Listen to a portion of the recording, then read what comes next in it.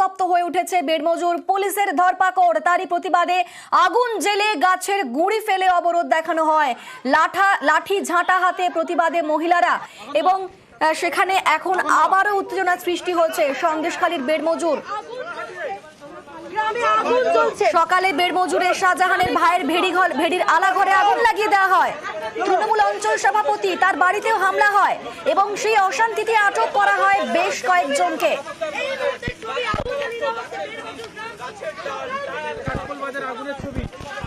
লাঠি ঝাঁটা হাতে আবারও প্রতিবাদে মহিলারা আগুন জ্বালিয়ে বিক্ষোভ দেখাচ্ছেন। তারা আবারও উত্তেজনা সৃষ্টি হয়েছে বেড়মজুরে।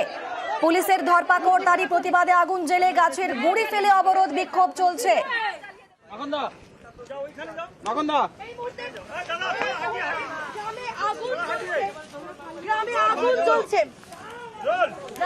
আমাদের সঙ্গে সেখান থেকে সরাসরি রয়েছেন প্রতিনিধি ওঙ্কার। ওঙ্কার, সেখানে এই মুহূর্তের কি ছবি তোমাদের দেখতে চাইবো তোমার মাধ্যমে, তোমার ক্যামেরায়?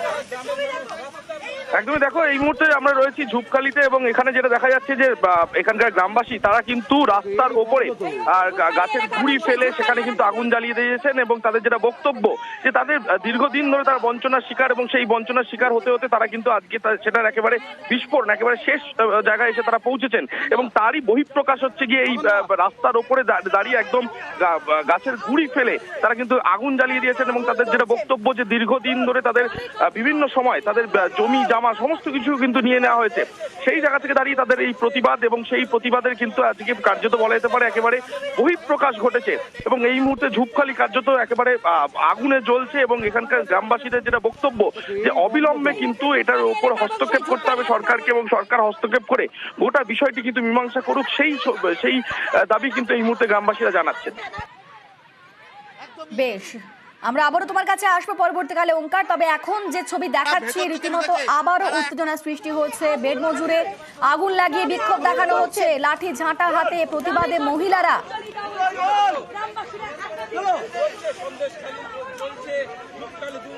আপনারা সেই ছবি দেখতে পাচ্ছেন এবং সকাল থেকেই সেখানে উত্তেজনার ছবি আমরা প্রতি মুহূর্তে দেখিয়েছি।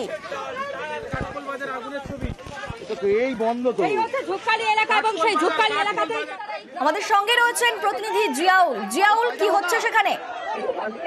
একদম, দেখো একেবারে বেড়মজুর গ্রাম পঞ্চায়েতের কাঠপোল এলাকা, একেবারে কাঠপোল কাছারি তেভাগা একাধিক জায়গায় কিন্তু সকাল থেকে অগ্নিগর্ভ, অর্থাৎ সকালের দিকে দেখা গেছিল যে একের পর এক মেছো বেড়িতে আগুন। কাদের সেই মেছো বেড়ি? একেবারে শেখ শাহজাহানের ভাই সিরাজ উদ্দিনের মেছো বেড়ি, সেই বেড়িতে আগুন। পরপর এলাকার মানুষজন সেই একের পর এক বেড়িতে আগুন ধরিয়ে দেয়। পরবর্তীকালে পুলিশ গেলে পুলিশকে ঘিরে ধরে বিক্ষোভ দেখায়, কিন্তু তারপরে এই এলাকার মানুষজন যখন পুলিশ থেকে হটিয়ে দেয় সেই সময় এই অঞ্চলে অর্থাৎ অঞ্চলের সেক্রেটারি অজিত মাইতি তার বাড়িতে ভাঙচুর করা হয় এবং ভাঙচুরের পরেই কিন্তু অজিত মাইতি পুলিশের কাছে একটি অভিযোগ দায়ের করে। সেই অভিযোগের ভিত্তিতে এখনো পর্যন্ত পুলিশ 11 জনকে আটক করে। এই 11 জনকে আটক করে সেখানে কাছারি তেভাগা থেকে যখন নিয়ে এসে একেবারে বেড়মজুর গ্রাম পঞ্চায়েতের অর্থাৎ এই যে কাঠপোল এলাকার দিকে নিয়ে আসছিল, সেই সময় এলাকার মহিলারা তাদেরকে দাবি যারা আন্দোলনের সঙ্গে যুক্ত ছিল না, যারা ভাঙচুরের সঙ্গে যুক্ত ছিল না তার বাড়িতে যায়নি, অর্থাৎ কেউ পরীক্ষার্থী কেউ বা ভ্যান চালক তারা বাড়িতে ছিলেন। সেই সময় একজন উচ্চ মাধ্যমিক পরীক্ষার্থী রয়েছে, তাদেরকে ধরে নিয়ে এসে পুলিশ অন্যায়ভাবে ধরে নিয়ে আসা হচ্ছে এবং তার জন্যই তারা রাস্তায় শুয়ে পড়ে বিক্ষোভ দেখায়।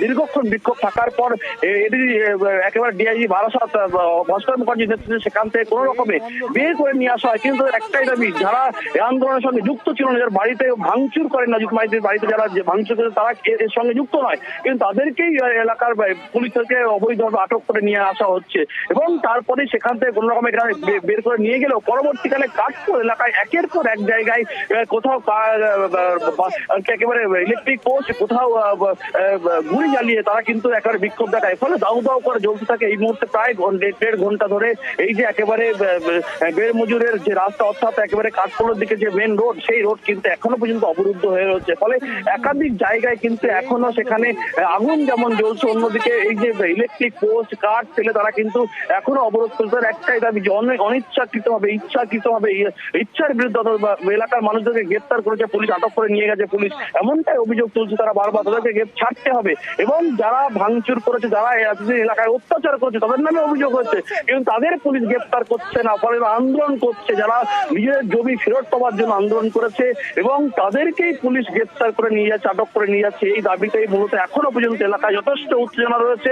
এখনো একাধিক জায়গায় কিন্তু কাঠ ফেলা রয়েছে, কোথাও গুড়ি ফেলা রয়েছে, কাঠের গুড়ি, কোথাও ইলেকট্রিক পোস্ট ফেলা রয়েছে। ফলে এখনো পর্যন্ত এলাকা পুরোপুরি অবরুদ্ধ বলা যেতে পারে, কোন রকম ভাবে যানবাহন চলছে না। ফলে পুলিশকেও ঘিরে ধরে রীতিমতো বিক্ষোভ দেখানো হচ্ছে। অন্যদিকে এই যে আন্দোলন করছে, এই যে বিক্ষোভ দেখানো হচ্ছে, সেখান থেকে দেখতে গেলে এই যে বেরমজুর গ্রাম পঞ্চায়েতের প্রধান বাবু দাস, তিনি কিন্তু এলাকায় মোবাইলে ছবি করেন, আর কি অর্থাৎ চিহ্নিত করেন এই মোবাইল তোলা। তারপরে কিন্তু এলাকায় আরো উত্তেজনা ছড়ায়, তারপরে কিন্তু পুলিশকে মূলত বেগ পেতে হয় সেই বিক্ষোভ হটাতে। ফলে এখনো পর্যন্ত উত্তেজনা রয়েছে।